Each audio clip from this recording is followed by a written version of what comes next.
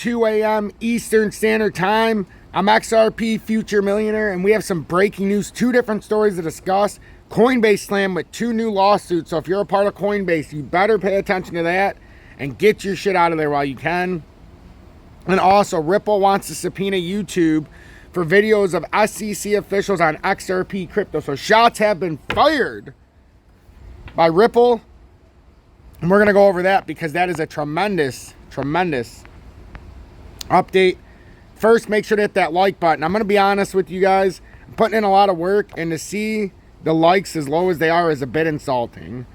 1,000 views basically on the last video last night, 69 likes. Almost 1,000 views on the video that went out right before the one last night, 42 likes. That video was a tremendous 12-minute video that I put out a lot of information. 42 likes. It's almost got as many comments as likes. You know, you can see the likes. My audience does not. You guys just have to hit the like button. Hit that motherfucking like button. Like, a big part of what I do is I get a lot of my feedback based on whether you're liking or not. And when you're liking 40 times on 1,000 views, that does not get me through the analytics. So I'm a very bold person. If you don't like it, this probably isn't the place for you. But if you really want to understand the charts, this is a great place for you. So let's start with Coinbase, and then we're going to get into the charts after the XRP. Actually, you know what? Let's start with XRP. We'll do XRP chart, and then we'll end with the Coinbase. So Ripple wants to subpoena YouTube for videos of SEC officials on XRP crypto. Interesting. Very interesting. The recordings are hosted on 2 video platforms and are subject to these platforms' terms of services, which, based on the defendant's due diligence, prohibit users from downloading their own copies without prior consent. Ripple has requested permission from the court to serve 2 non-party subpoenas in order to obtain copies of 7 video recordings for authentication. The SEC has not consented to this request as the XRP lawsuit drags on. The defendant's request addresses the July 19th order that directs both parties to meet and confer about requests for admission RFAs asking to authenticate the 7 specified videos in which SEC officials made public remarks. Such agreement might entail creating downloaded versions on the remarks for the purposes of authentication and preservation, the judge said on July 19th ruling. SEC rejects subpoenas unless court reopens discovery. The SEC seems to be only creating barriers to a swift lawsuit, as the plaintiff told Ripple it will only seek to authenticate the remarks once Ripple provides them with downloadable copies of the videos, despite the content being available online, YouTube, etc. The recordings are hosted on 2 video platforms and are subject to those platforms' terms of services, which, based on the defendant's due diligence, prohibit end users from downloading their own copies without prior consent. Defendants have thus sought consent from both parties, or both platforms, the letter stated, adding that the video platforms asked Ripple to serve a subpoena before handing over the videos. The SEC has not consented to this request. Specifically, the SEC has communicated to defendants that it would consent only if defendants agreed to reopen discovery that the SEC could now serve its own set of subpoenas to obtain copies of unspecified recording in support of its claims, and only if defendants further agree to waive an authenticity and procedural objections to the unknown SEC videos.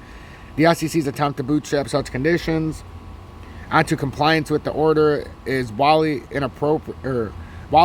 The SEC did not serve any authenticity to RFAs during discovery, and defendants strongly object to any attempt by the SEC to reopen discovery, the letter added. Why the SEC does not consent the subpoena request meant to comply with the judge's July 19th ruling can only be explained with past behavior in court, looking to drag the lawsuit as much as possible. SEC is messing around again. XRP community-friendly attorney Jeremy Hogan went to Twitter to complain of the SEC's behavior on this matter. Ripple simply wants to authenticate 7 videos of SEC employees giving speeches, and the SEC is messing around again with it. The SEC played games in responding originally last year. Authentication is standard stuff in litigation and should not be this difficult. Also, on a personal note, I hope that Ripple gets these videos authenticated because 3 of them are of former Commissioner Robert Jackson, and Judge Torres needs to see this video just for entertainment value. Very interesting indeed.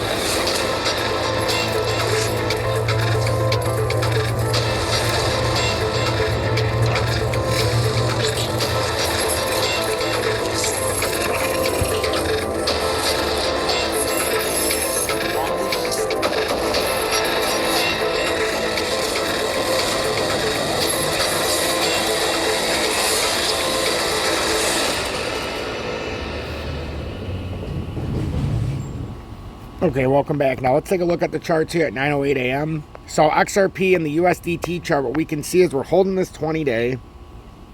The whole night we held over, and we're actually on a bull flag. So this looks like we're about to break up if we're going to fill out this pattern on this bull flag that we created yesterday. It's not a huge bull flag, but nonetheless, it's a bull flag. And if we do break off the 20-day, this will get us to about 38.4 area. So initially this would complete close to this cup and handle area. And I could see that as a technical target breakout right now. The 20 days been holding. Here, let's come right to the bottom of where this is hit. So I'm going to estimate a targeted move at 38,351 on a breakup. Now, if this breaks down, you're going to come down to that downtrending resistance line down here. So we don't need to measure it out, but we would come down to 35,323 if we break down. But that looks like a bull flag to me. It does. So I don't think we have to worry too much. I think that that's going to finish out the pattern, likely. Oh yeah, see, XLM's already broke up overnight. XLM's already trying to make our targeted move out, so that's something to be watching for sure. Okay, so with XRP, it looks like we could be on a small bull flag here, and man, as long as we can hold this formation and stay above this formation area, this should break up, and we should have a targeted move. We already talked about it. Let me go back to the USDT just so we can see it. I believe I put it on here in USDT. Yeah, the targeted move should be 38,351 on a breakup on this bull flag. We held for a pretty long time. We've got a couple other things in the market that are trying to move up as we speak.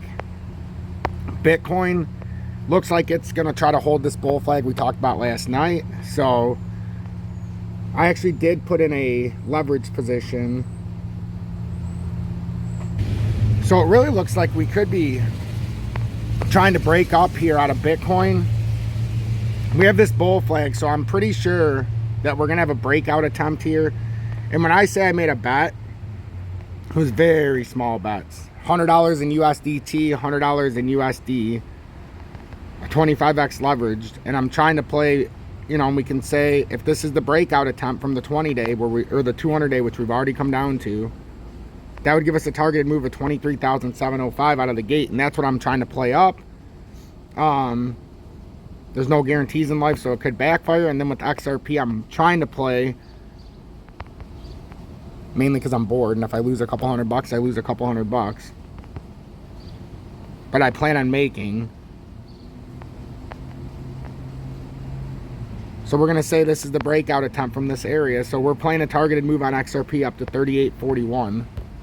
Not a huge move, but that bull flag, at the very least, I think should play out in our favor to the top side. And that would be about a 2.88% overall move from the bottom to the top. From where it's at right now, let's say we're about right there.